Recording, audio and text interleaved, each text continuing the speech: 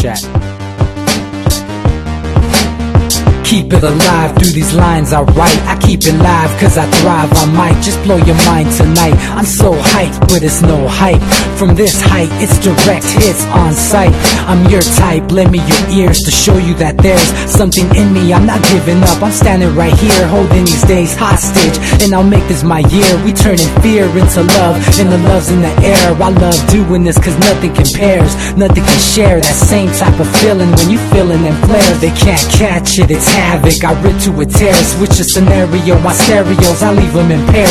Variables start to change and they're all in my range. I just gotta grab it, it's all mathematics. Every step is drastic, I make it fantastic. I'm trying to take your breath away. Asthmatic. This is live through the stereo. Go and let it blow, blow through the stereo. I'ma let them know through the stereo. Yo, here we go through the stereo, stereo. This is live through the stereo. Go and let it blow, blow through the stereo. I'ma let them know through the stereo. Yo, here we go through the stereo, stereo. Yeah, just nod your head with it, so explicit and vivid. Every image is intricate, intimate. I put my all into it, no scrimmage and no rules. I'm a pro tool, hear my heartbeat beat into the vocals. I'm so loco, lost my mind, oh no. It's ponderoso, dope, so no overdose, cause it's dope, yo. Man, this is house grown, mixed with some milestones. So I let the style flow down like the Dow Jones, bringing it with some foul tones, letting the crowd know we getting loud, so it's eardrum rudiments. Yeah, we bring it rude again. Move, little hooligan. Music for tuning in, full time to the 10. I'm on my clock like I told you. I'm doing this for dreams we pursuing. All you have to do is set your... Hey everybody. Hey Jake, mute your mic. Hey everybody, welcome back to the Anti-Media Radio Show. Once again with your host Nick Bernabe here on UCY.TV. I'm really happy to be alive and to be back here with you on this awesome Monday, last day of February in this leap year. You don't get this very often, once every 4 years, I guess. We got a huge day tomorrow, Super Tuesday, so we're going to be talking a lot about these elections and stuff, as much as I know a lot of people don't like hearing about this stuff. We're going to talk about it.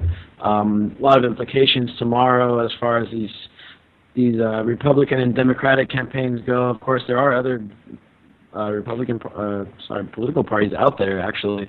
You may not have heard about them much, maybe outside of this show, but there's Libertarian Party, Green Party, Independents, Constitutionalists, all kinds of different political parties out there to choose from. The Republicans and Democrats have somewhat of a monopoly in the media over all the airtime. So, you know, there are other options if you don't like the idea of voting for the inevitable Hillary Clinton or Donald Trump. You know, maybe go for Gary Johnson, Jill Stein, one of these other candidates out there that actually are a lot more legit than the platform of the two corporate parties. But we'll get into that a little bit tonight as well. Anybody wanting to join the call, you can call in at 718-717-8296. The only thing we ask is that you mute your microphone, keep the radio turned off once you get on the call, and then we'll get to you based on your area code in the order that you called into the show. Once again, the number is 718-717-8296. So if you want to talk about this election stuff or any of the other news stories we're going to be talking about tonight, because we got a lot of ground to cover, feel free to call in, and we can talk about what you want to talk about, or you can talk about what we're talking about. Join the conversation. Either way, we're here Monday through Friday here on UCY.TV. You could also catch us at theantimedia.org/radio and listen in anytime. And UCY is also they also have a bunch of other radio hosts you could listen to. And then also, if you miss any of our shows, go on YouTube, catch our recorded shows at UCY TV YouTube channel, and you can catch everything that we've done ever. It goes back a couple of years. We've been going at it hard, DB, haven't we? Yeah, it's been a while, dude. I mean, all the radical theories and all the conspiracy shenanigans we used to bring up, and before we were more legit, we used to talk about all kinds of crazy crap. And I don't know, what do you think? About 30% of it's come true? Yeah, I think we've had a pretty good track record. We kind of called the whole Rubio thing that Rubio was going to be the Republican establishment candidate from the moment that he decided to run. So I give us a little bit of credit for that. We didn't anticipate the Trump phenomenon. I don't think anyone did.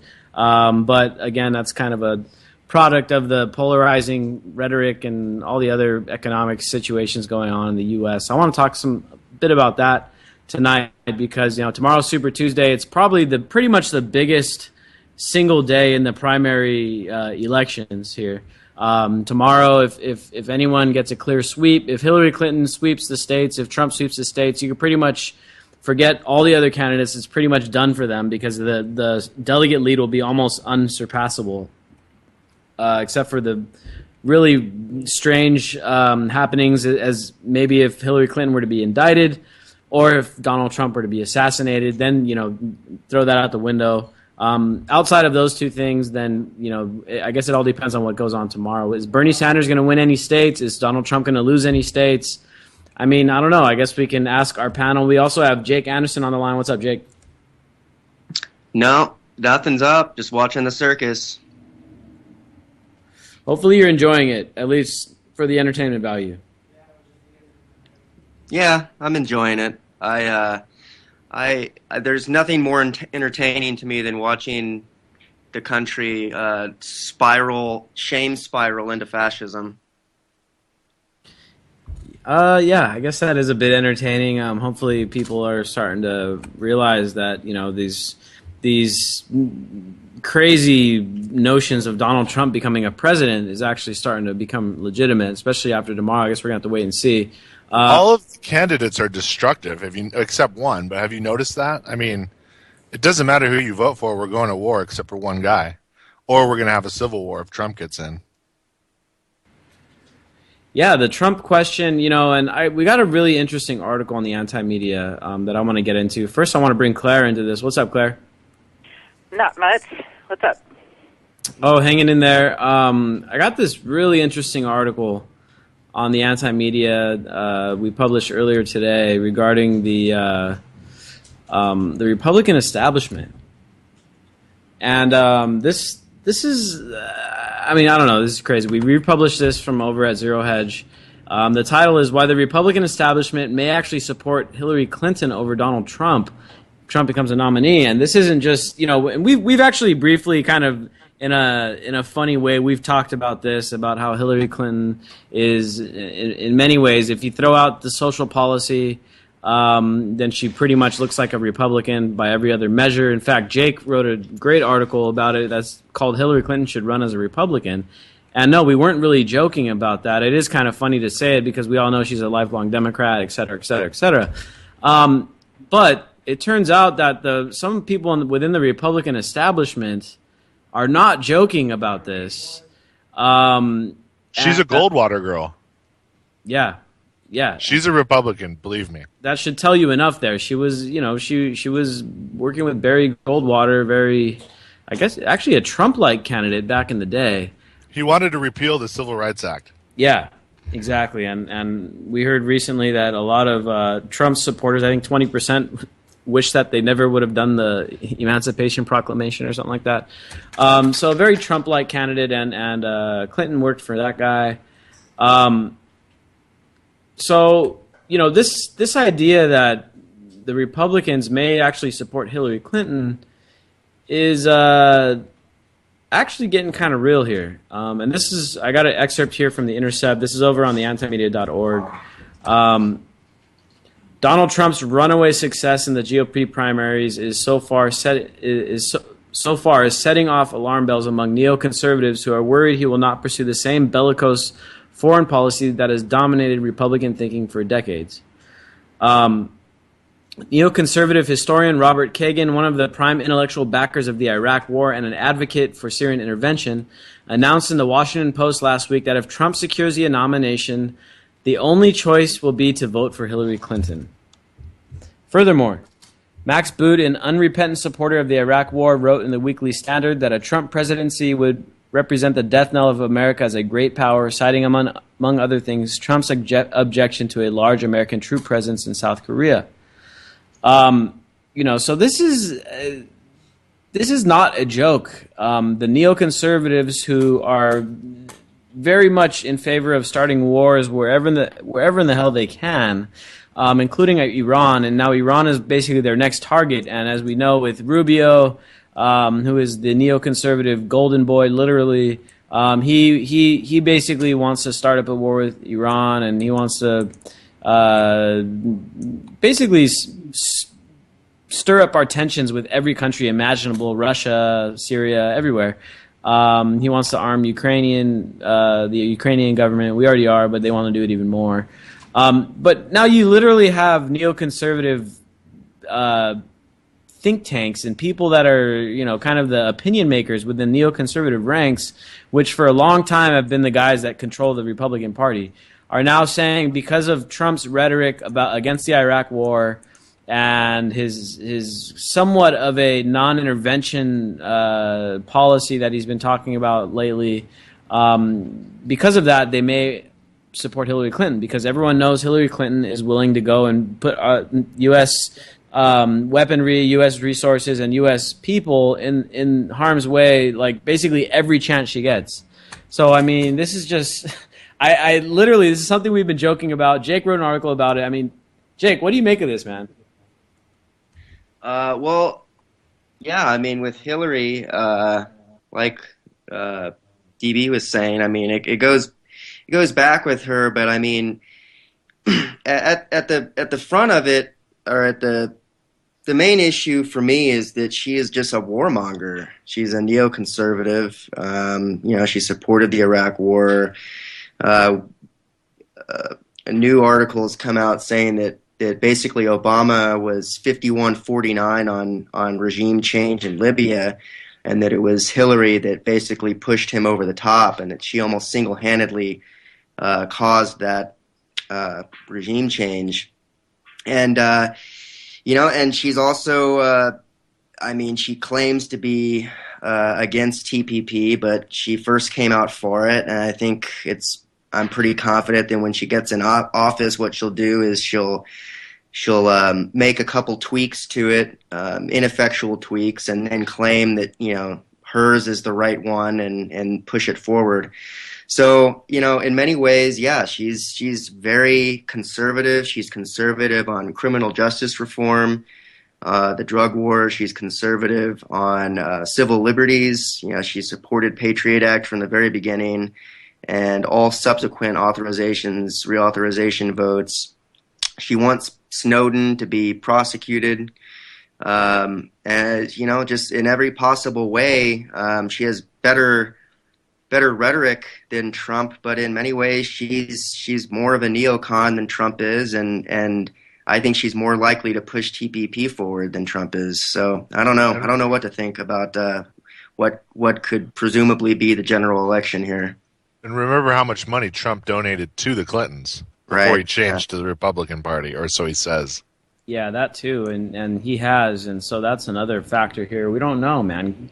Trump is really a big loose cannon. He's like the wild card. We don't know what he'll actually do. We don't know if he's serious about his opposition to the Iraq War. We don't know if he's serious about being opposed to regime change or not. Maybe he's just saying this stuff. We don't know. Nobody really knows. He's not been consistent throughout his past statements, so we don't know where he actually stands on this. He is against the Iraq War for a simple reason of profit, because instead of putting those trillions of dollars into our infrastructure where he would have got a piece of that pie, it went all to Halliburton and the Cheneys of the world. You know what I mean? Yeah, that makes sense. It's a different. He would have benefited from a different allocation of those resources via construction in the U.S. He's not over there.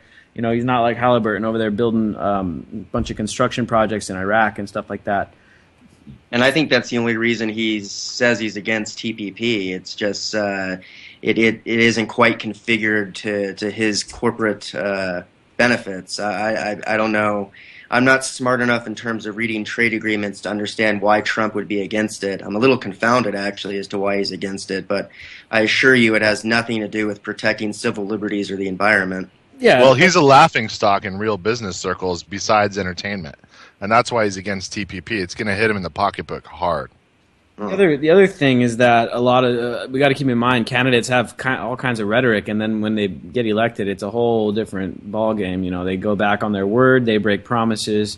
A lot of this stuff may just be his populist strategy to try to get elected. Talking about tariffs, protectionist trade policies, and nationalistic, veins in his rhetoric. It's throughout his whole rhetoric. His whole platform is all nationalistic. So it makes sense that he'd have a nationalistic type of economic policy as well. But again, if he gets elected, who knows what in the hell happens? And that's a whole nother scenario here. Now, if the entire Republican establishment lines up against Trump if he becomes elected, and they all get behind Hillary Clinton, there's going to be a very, very interesting dynamic, one that we haven't seen. I don't know if we've ever seen this kind of dynamic develop. So it's then the jig is up, right, Nick? Because then people got to understand it's just one party. Exactly. And so that's the thing, man. Is that the fact of the matter is that, like we said about Hillary Clinton, you take away the social policy and she looks just like Rubio, and so it really is showing, it's lifting the veil on what's going on here. Both parties are very neoconservative on foreign policy, neoliberal on economic policy. Trump kind of breaks the mold there, and Bernie breaks the mold as well. Mostly on the neoliberal economics. Bernie's not a neoliberal. He definitely leans a little more to the socialist end of the spectrum, which honestly it's much different than the neoliberal kind of. He's a New Deal Democrat. Yeah, he's a New Deal type of guy. Hillary Clinton, Marco Rubio, Obama. Pretty much all the other candidates are very much on the globalist kind of neoliberal economic policy stuff. That's kind of, the NAFTA, the TPP, the stuff that's got us in this economic mess. That's what all the other candidates represent outside of Trump and Sanders. Again, in their rhetoric, we don't know what they're actually going to do. So, this is going to be very interesting tomorrow. I think we saw Rubio really letting loose. I guess you can call it against Trump. His entire speaking routine now is basically like stand-up comedy against Trump, and it's pretty funny to watch. I mean, he's insulting his tan, he's insulting his looks. I mean, he's insulting his manhood. He said he had small hands. I mean, stuff is just getting to be completely ridiculous. And everyone's giving Rubio a pass on this stuff too. It's for now, but you remember the police report. Yeah. And Rubio's getting a pass on all this childish stuff, and it kind of just goes to show how the media is also going to play into this. The media has been, I don't know if you've been noticing, the media has been really trying to dig into Trump as much as they can before Super Tuesday. I think they're trying to hurt him as much as they can. I don't think it's going to cause any damage. The only state that Trump has the possibility, any big state that Trump has the possibility of losing now looks to be like Texas, where Ted Cruz is still maintaining somewhat of a lead there. That's his home state, and he's a senator, and that's a big statewide, position. So Trump has a lot of name recognition down there, and you got a lot of local pride over there for Ted Cruz. But, that looks like the only big state where Trump's going to may lose. You never know what's going to actually happen there. But, this is all stuff that we're going to see play out tomorrow, and we're going to have to look into it, and I guess Wednesday we'll be breaking it down a little further. Jake, I didn't add this to our show notes, but you did have a good article about some of these electronic voting machines and how those can play a big role in this election. What can you tell our audience about that? Yeah, well, the electronic voting system has been flawed from the very beginning. We now have pretty substantial evidence, more than substantial. I mean, it's pretty much proven that Florida, the Volusia County in Florida was flipped in 2000 to give Bush more votes over Gore, and Miami-Dade County and a couple others were flipped in Ohio in 2004 to let him win over Kerry. And there was let's see, what's his name? Rahm Emanuel. They have very good evidence that he stole his re-election. Scott Walker stole his Wisconsin governorship election. And essentially the problem is that courts have ruled that the source code, these corporations, for example, Diebold, the source code they use is proprietary, and courts have ruled that these companies do not have to allow government officials or independent watchdog groups look at it. So there's really essentially no way to stop them. And if you have a governor and a secretary of state working in collusion, which was the case in both Florida and Ohio, it's very possible to sneak in your operatives and do something. It's very easy. I mean, you guys had there's an article on Anti-Media from, I don't know, maybe a year ago, maybe more, maybe less, about how easy it is to electronically rig. I mean, it's hackers can do this stuff. It's possible, and it's naive to think that power-hungry people with billions of dollars to spend on it aren't going to do it. And in the case of Bush, look at what precipitated from it. We got right after an election was stolen, right after that we get 9/11, and then the Iraq War and the War on Terror and the Patriot Act.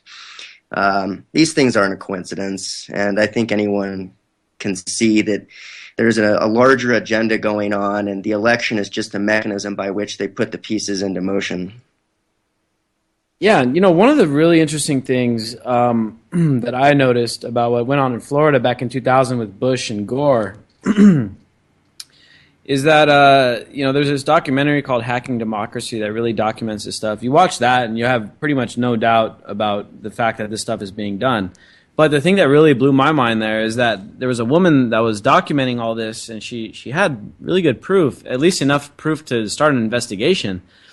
And she approached I don't know if it was the Democratic Party or the Al Gore campaign, one of the two, and she was like, look, there's all this evidence of fraud. You guys should look into this. And the campaign was, oh, no, don't talk about that. Let's not talk about that. We don't want to, we don't want to bring that up. And so it just goes to show that even if there is cheating going on, it may be bipartisan and they're like in on it. You know what I mean? It's not like, oh my God, the Republicans stole the election from the Democrats and Democrats are furious. It's like in 2000, Bush stole the election from Gore and the Democrats were okay with it. You know what I mean? And that's the thing that really blew my mind. I was like, you would think that they'd be like causing a huge, it'd be a huge firestorm and it would be an investigation. The Democrats were like, oh no, just shut up about that. Let's just move on. It's over. Yep. And so that to me is very telling. And it kind of just it comes right back to what we're talking about here with Trump and how the Republican establishment is willing to switch over to support Hillary Clinton if Trump becomes a nominee just because they don't have him under complete control. I'm sure they have. Imagine a world with Gore as the president. I really can't. I mean, I really can't. I don't know enough about Gore. Well, just say that the wars are not there, right? Just that alone. What does that do? It's kind of like an alternate universe. I mean, if Gore had come into office, we don't know for sure whether 9/11 would have happened, and he could have maybe gone after an aggressive climate change. Imagine if that $2-3 trillion were spent on clean energy, but who knows? I mean, 9/11 could have still happened with Gore. Maybe I don't know. Maybe they decided Dick Cheney and the neocons were going to be able to pull it off better than Gore. Sounds like a great band. Dick Cheney and the neocons. There you go. That's a good one. We'll play flutes and clarinets. Only skin flutes. Yeah, man. Oh man, whatever you want, TV. Well, Dick Cheney, All right, so we're going to be switching back and forth here between Trump and Hillary.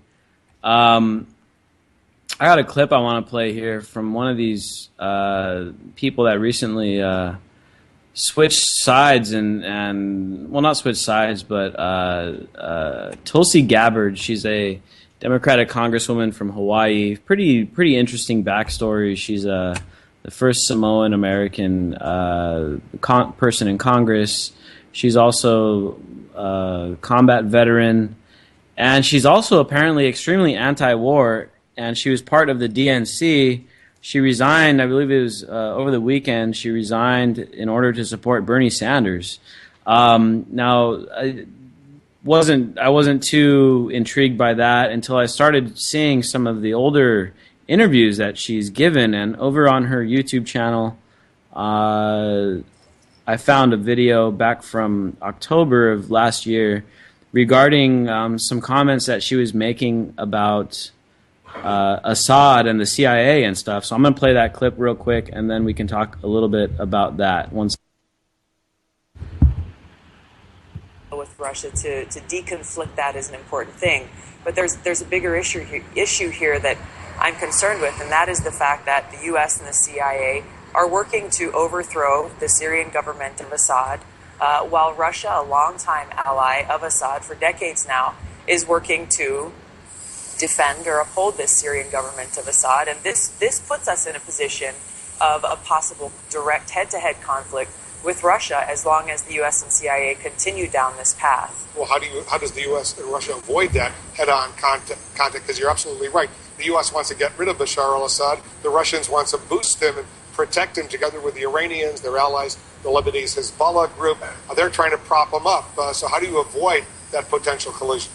Very simple. The U.S. and the CIA should stop this illegal and counterproductive war to overthrow the Syrian government of Assad, and should stay focused on fighting against who our enemy is, the Islamic extremist groups. Because right now we're seeing why this is counterproductive. By working towards that end, by working toward overthrowing the Syrian government of Assad, we are not only strengthening our enemy, the Islamic extremists, who will walk in and take over all of the country of Syria. Right now they have about half of the country under their control, but it also puts us in that position of a potential direct head-to-head conflict with Russia, which brings us to the brink of a potential larger conflict of a World War III type situation. So there you have it. You guys, did that come through pretty clearly over there? Did you guys hear? Yes, it did. Cool. So, she's sitting here saying a lot of the stuff that we've been talking about for a long time. I had never seen this interview before, but because of her whole, resigning from the DNC and endorsing Sanders, she was trending all over the weekend on Facebook and on social media. This interview, I came across it, and she's sitting here calling what we're doing in Syria illegal. She's saying the CIA needs to stop trying to overthrow the Assad government. She's saying that later on in the interview, this thing is like almost 10 minutes long. She says that the arms that we're sending over there are falling into the hands of ISIS, Al Qaeda, Al Nusra Front, and all that stuff. Some of the same stuff we've been talking about for a long time. So this is pretty big here. The fact that she dropped out of the DNC to endorse Sanders, and clearly it was without mentioning Hillary Clinton's name, she more or less said, "Hey, look, if we elect Hillary Clinton, this stuff is just going to continue and get worse."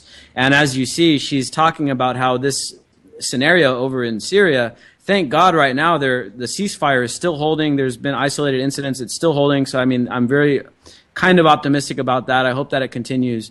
But she's warning here that, this can turn into something extremely big, including and not limited to World War III. So this is a pretty big endorsement from someone that clearly knows what they're talking about for Bernie Sanders. And I think that as much as we've been critical of Bernie Sanders and stuff, him along with Trump are the only two that go outside the mainstream when it comes to neoconservative foreign policy. Hillary Clinton is not going to do anything about all these wars going on. In fact, she's shown a track record of making them worse in the case of Libya and supporting what's going on over in Syria. And so this is pretty big, and I'm glad that this congresswoman is getting out there and kind of at least trying to make a little bit of a ripple in this, seemingly inevitable Hillary Clinton campaign. We'll see if it has any effect on what's going on over there in tomorrow and Super Tuesday with all these states that are voting. And another thing that went down was these activists that confronted Hillary Clinton about some of her policies that she supported during the Bill Clinton administration that ended up negatively affecting the African American community and stuff. And obviously that was an activist, Ashley Williams, you're talking about, the $500 fundraiser. Yeah. She's a mini celebrity now. Yeah. Unfortunately, it didn't affect the outcome of South Carolina primary, which was predominantly black vote over there. I think 6 out of 10 of the Democrats that voted were black. So unfortunately, it didn't. The message didn't get through to a lot of people. But again, you got to look at the voting demographic. Most of the voters are older, TV consuming people that rely on their info from places like MSNBC and CNN and things like that. So they probably didn't get a hold of that information. But the fact of the matter is, Hillary Clinton has done more to harm the African American community than pretty much any candidate running out there. As racist as Trump is, he hasn't really made any. Well, obviously he's not a politician, so he doesn't have any policy decisions. But Hillary Clinton is the single worst candidate out there on the African American vote, and somehow she's getting that vote. And Bernie Sanders, a guy that was part of the civil rights movement, arrested trying to protest segregation, is not getting that vote. And so to me, that's just like, well, where's the disconnect there? People are still equating the 60s with the Red Scare and Bernie being a commie, and they don't understand what a democratic socialist is. And a word about Tulsi Gabbard, I totally believe she positioned herself to become his VP if need be, and that gives him the youth and the women vote. Like, it'll shore him up. Interesting. That would be a pretty good ticket, judging by what the stuff she's saying. She seems to have a really good grasp on foreign policy and stuff, and she skyrocketed to into very high levels of the Democratic Party very quickly, and so this is a pretty big endorsement. She's a combat vet, dude. How often do you find one that? Yeah. That I forgot to mention, she's also the first Hindu that's in Congress as well. So I mean, she got all these crazy things going for her, and it's pretty cool. But I guess we're gonna have to wait and see how that plays out. I don't know, man. I don't think it's gonna have much of an effect on Super Tuesday. And by all means, I'm not a Bernie Sanders supporter, but I just literally think Hillary Clinton is a war criminal. And at the very least, she's breaking the law with all this stuff with her emails and stuff. I mean, this is stuff she should be being treated like a person that breaks federal. She is a war criminal because she circumvented Obama to get arms sent through Benghazi. Obama had no idea, supposedly, about it. So she set up a State Department within a State Department on her own unprotected server that was hacked by at least 7 foreign countries. Yeah, and you can rest assured the Republicans are going to rake her through the coals over that. She can't win pretty much no matter what, unless it's like Cruz and he has a meltdown or something. No, I think it'll be close. I mean, Trump has a lot of. I think Trump is maxed out in terms of his support. I think he's mobilized the racist base, and I think he's maxed out. I would just love to see Bernie versus Trump. I would love to see a hyper-capitalist versus a democratic socialist. As much as Bernie is still, capitulates to the military-industrial complex, he's certainly not as much of a war hawk as Hillary. Yeah, nobody up there is a bigger war hawk as Hillary Clinton except for Rubio. Those are the two candidates who I despise the most. I'd rather see anybody besides Rubio and Clinton up there. That's just kind of the cards that we're going to be having to deal with. Tomorrow we're going to find out what's going to happen. We got some more stuff on Trump here. We published this today about Trump's recent comments about journalists. And Claire wrote a great article on this. This is so creepy, man.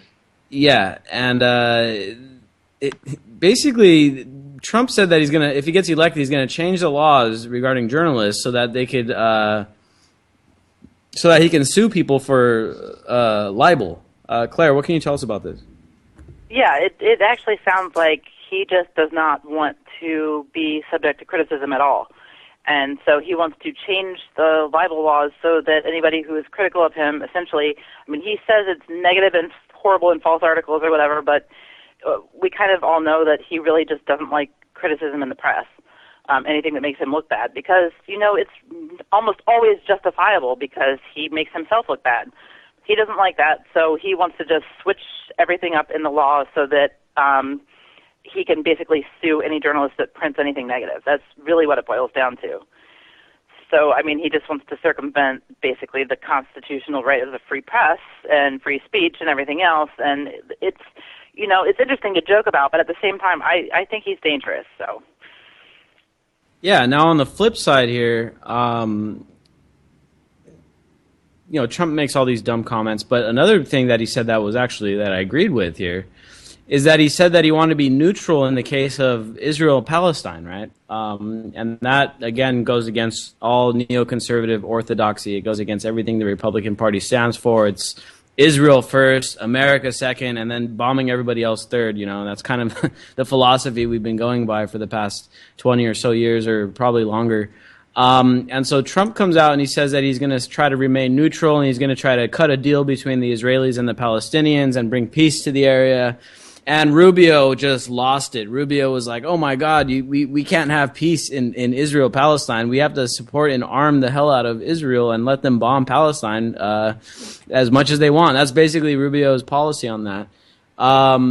And so that is another interesting aspect here is that, again, Trump goes against the neoconservative school of thought and is still dominating in the polls. And after condemning the Iraq War and Bush and stuff, I think that the Republican base is way, way, way disconnected from the Republican establishment. And I think, I don't know whether it's been just this extreme rhetoric that they've been putting out there forever, the Tea Party and all that stuff that happened recently, and it just radicalized the Republican base so far off the whatever end. I don't want to call it the right or left. I don't know what direction they're going in now. It's so confusing with their support of Trump. I mean, is he left? Is he right? Is he a fascist? Is he a New Deal type of guy? I mean, what is he? And whatever it is, they've latched onto him, and all these people, I guess, they're so afraid and they've been stirred up so much that they've latched onto this Trump guy and they're not going to let go. And that's kind of how it seems like it's playing out here. But he's going against the party directly, and it's working. And so I think the establishment thought they had a much tighter grip over the base, and I really think they've lost their grip. I don't think there's anything they can do now at this point to regain the base. I think the Republican Party is headed for like some kind of internal civil war or something. And they're saying that the GOP is like on the verge of a meltdown. And I've also seen reports that the Democratic Party is also on the verge of a meltdown as well, and that's kind of evidenced by this, by the congresswoman that dropped out and endorsed Bernie Sanders. I mean, this is a major defection. This is going to cause major waves in the party. I don't know if it's going to show itself this election. I think it's going to be, I think Hillary Clinton is probably going to walk away with the Democratic nomination. I think she's going to get either indicted or she's going to get slammed by Trump in the general, and she's probably going to lose. I mean, they're on the verge of losing the youth vote altogether, Nick, just because I've been to some of these events out here. If Minnesota's an indicator of anything, that the people here, if you're under 40, it's been hugely for Bernie, and mostly because people are just sick of the establishment, period. Yeah, exactly. And so you're seeing a defection in the youth in the left wing of the politics here. And you're seeing a major defection on the right. I don't think there's any certain age demographic. I think Trump's supporters vary between age groups. I don't think he's gotten a bunch of the youth, though. I think Rand Paul tapped in a little more of the youth conservative side of things. They lean a little more libertarian. But Trump is attracting a broad age range there. So we are witnessing a very interesting time in American politics. I think probably one of the most interesting times in our lifetime. And so we're gonna see how this plays out. It's gonna be a very interesting year. The last thing I want to mention here is another article by Claire came out late last week. I think it came out on Thursday. About Chomsky and what he said about Trump, and he really was kind of comparing it to 1930s Europe and how the Germans embraced Nazism and Hitler and stuff like that. But a lot of it he attributed to economics and the breakdown of society, quote unquote. Claire, what can you tell us about this one? Well, it's kind of, I think he's equating exactly like you said, the mood of society and economics and everything. It's kind of the vast gulf of difference between the haves and the have-nots, really. I mean, if you want to break it down really simply. And he was saying that the difference was in the 1930s, people had more hope than they do right now. So actually the situation right now is somewhat worse. So people would latch on to anything that kind of speaks to their fears, and I guess Trump does that for a lot of people. It makes a lot of sense that a lot of like fascist leaders kind of come into power when economics are so stilted and kind of crazy like they are. People tend to go towards an authoritarian power in that time frame, and that seems to be what's happening now. So. Yeah, and the majority of people in the U.S., the majority of like the middle class, have seen their standard of living go down. Ever since 2008, the middle class is shrinking, and Bernie Sanders is also tapping into this. The middle class is shrinking like at a faster rate than like any time in our history, and the middle class no longer makes up the majority either.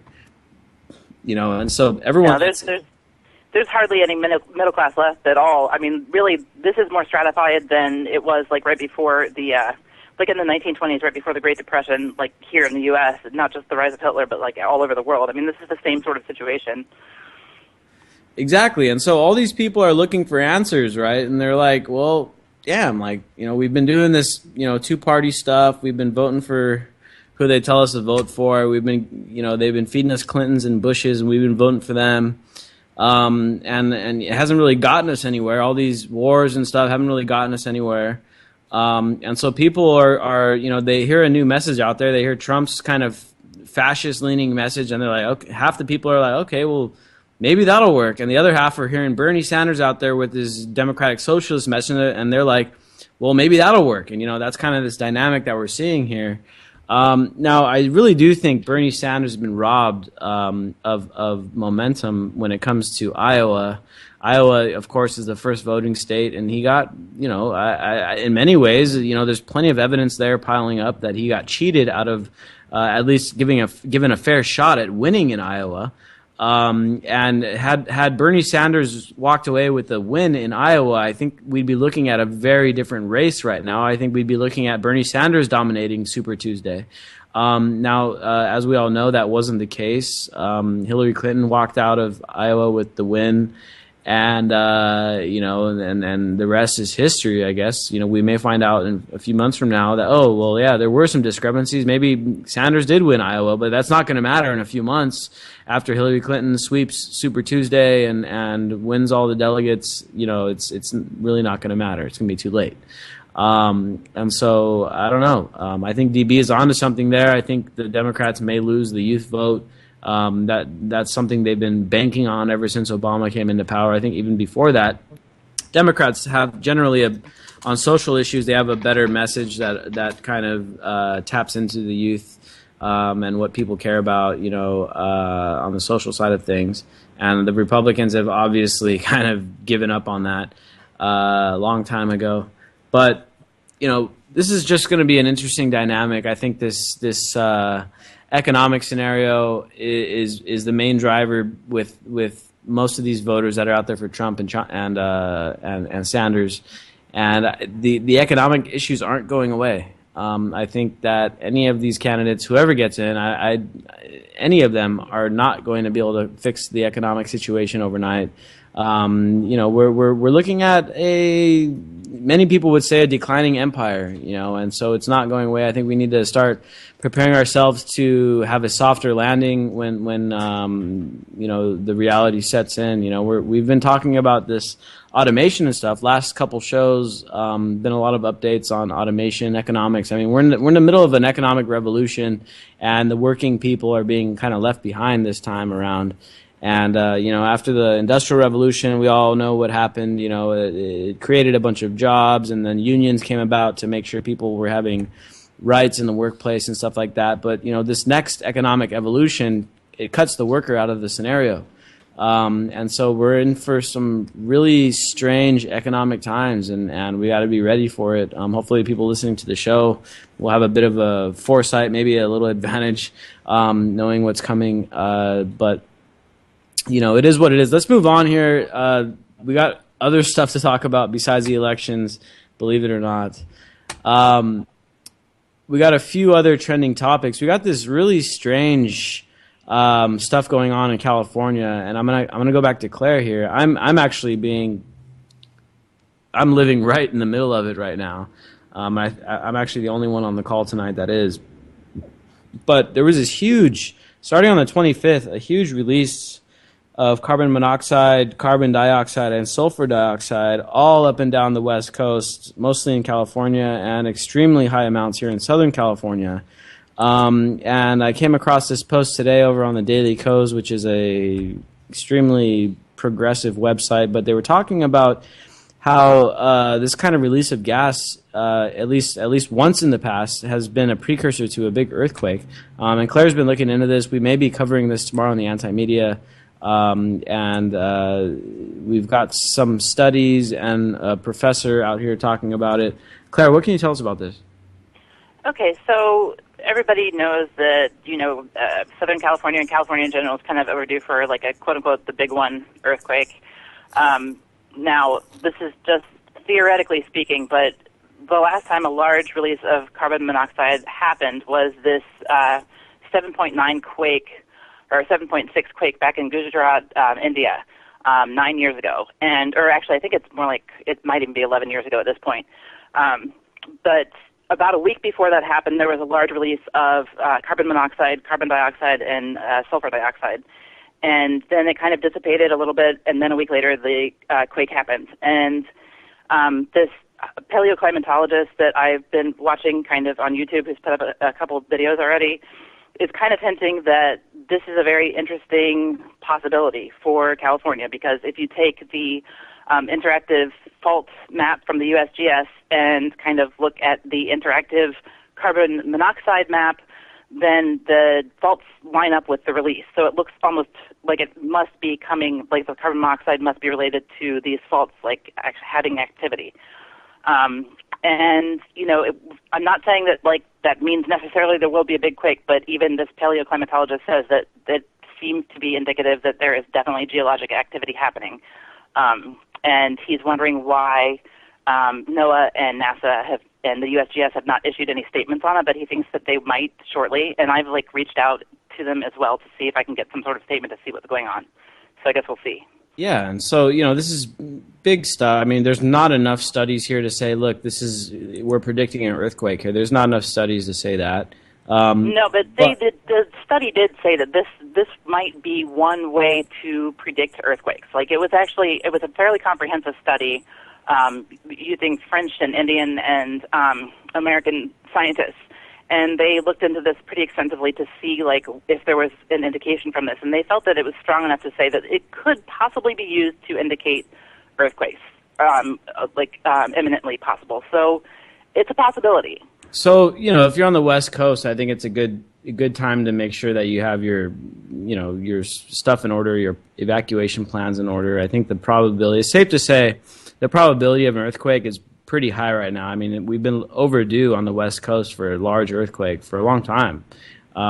So get your submarines ready. Yep, I'm gonna get a surfboard and I'm ready to surf this wave if it comes in. But the other thing is, I was looking over at the CDC website regarding the safe levels of carbon monoxide, and it looks like 1,500 to 2,000 parts per billion is considered, above that is considered not good for you.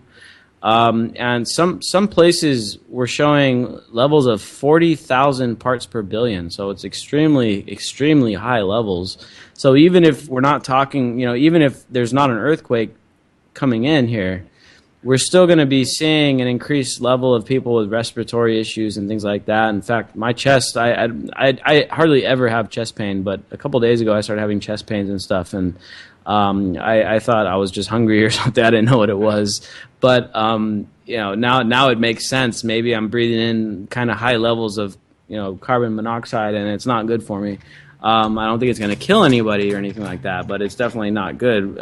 We should have stuff in place that people will find out about this kind of thing when it happens, so that we know better. We know to not be going outside and to filter the air and that kind of thing. And it's very similar to what happened recently in Porter Ranch when there was a huge methane leak and nobody even knew about it for weeks or months until finally it's, oh yeah, by the way, we're leaking a shitload of methane in the air, and you guys have all been breathing it in. You've been having headaches. Well, now you know why.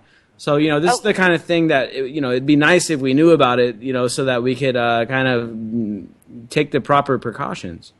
Yeah, the other thing I was going to say too, just to reemphasize that this might be earthquake related, is that there does not appear to be faulty instrumentation or anything else. There are no explained releases for this. There's no industry or anything that would explain this enormous release of carbon monoxide that it's dissipated since. But like I said, that was kind of the hallmark of the precursor for the other quakes. So, and yeah, it can cause like headaches and respiratory ailments and all sorts of other stuff. Carbon monoxide is generally not good, and it's not like there's not a huge release going on right now, but it's still very much present. If you look at this map, you can see it in the air. So. Yeah, and unfortunately now it's just centered right around where I'm at, just off the coast of San Diego and Tijuana. So maybe you're the cause of it, Nick. Yeah, maybe I ate too much. Many burritos, dude. Yeah, there you go. So the last trend is an unusual night here. We got a bunch of trending news, I guess, because it's Monday and there's all kinds of stuff happening over the weekend. The election coming up tomorrow. This big case with Apple against the FBI ruling came out today, just a couple hours ago, that the judge ruled in favor of Apple, so they're not going to build their back door into. Whoa! I didn't hear that. I didn't know that. Yeah.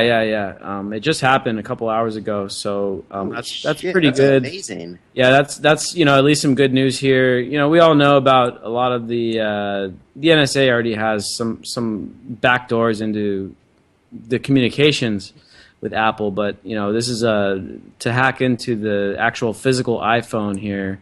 This is a roadblock into what the FBI and all kinds of law enforcement were hoping for, which was to be able to just crack into your devices and stuff like that. And one of the reasons why this is so big, and Jake and Clay, you guys have both written about this, but Jake, I wanted to get your comments, because apparently this would have had implications for a bunch of other devices on what they're calling now the Internet of Things. This backdoor wouldn't have just been, it would have set a new precedent if they would have gotten it. Wouldn't have just been for the iPhone. It would have been for pretty much all the phones and a bunch of other devices that are now being smart, Wi-Fi or Bluetooth connected, smart devices that are increasingly becoming part of our lives. It would have opened a back door for the government to kind of get into any of these things that they wanted. So I think this is a big deal. I mean, Jake, what do you think?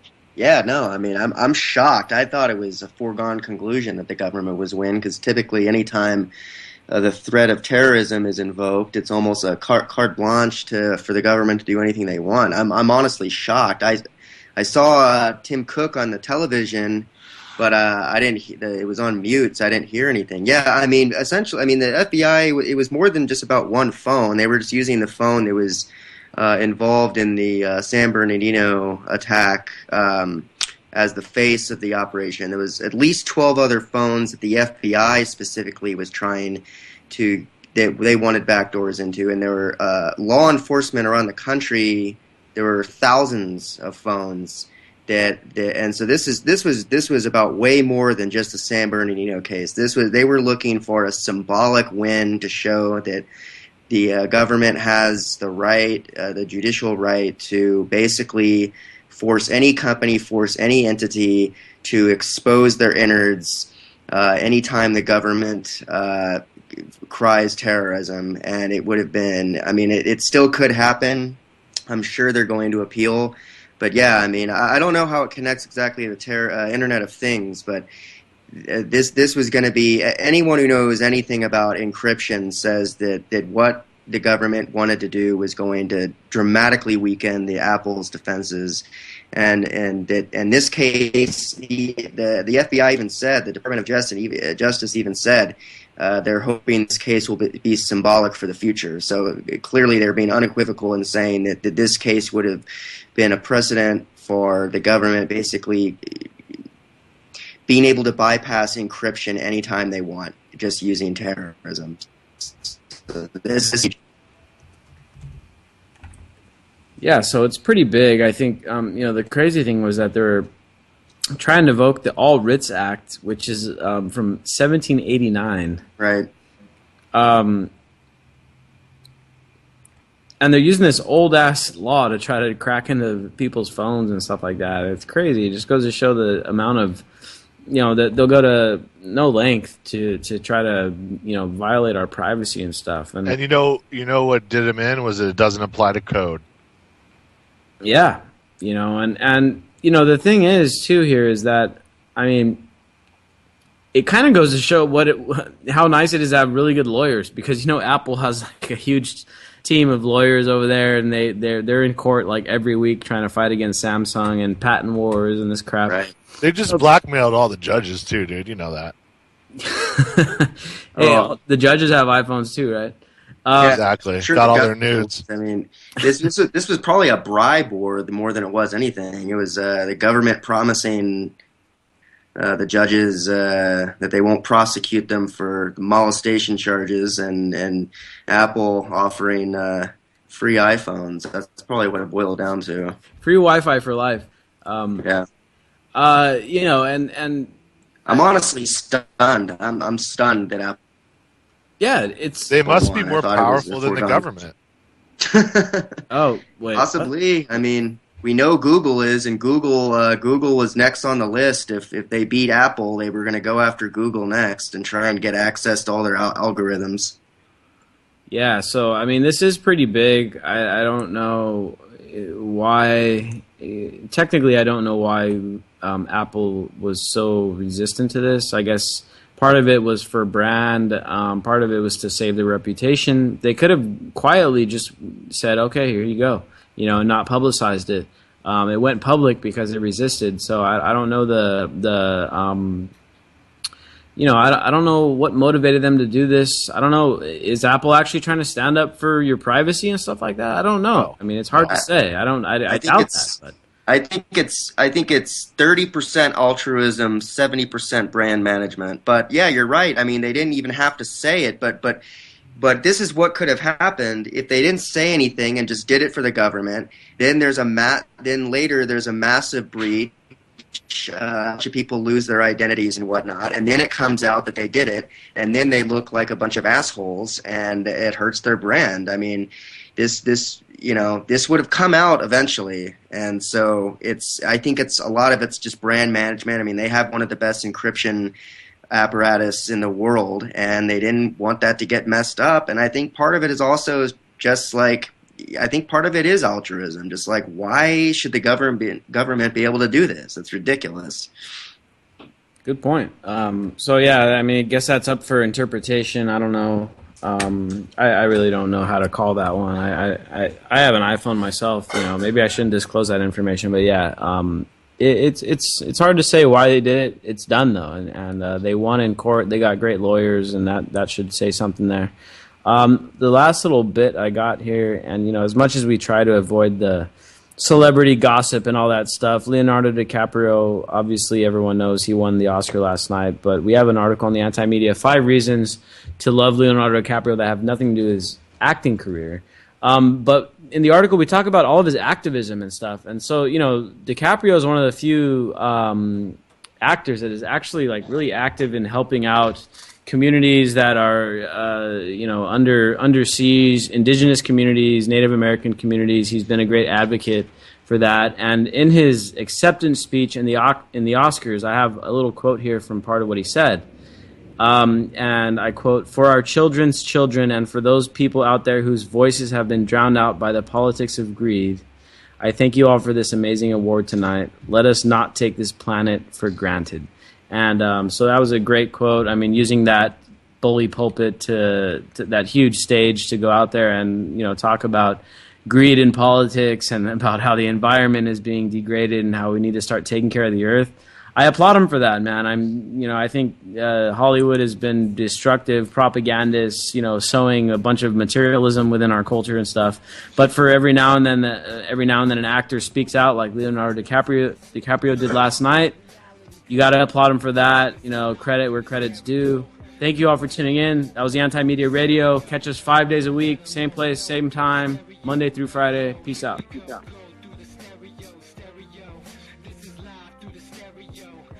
and let it blow, blow through the stereo. I'ma let them know through the stereo. Yo, here we go through the stereo.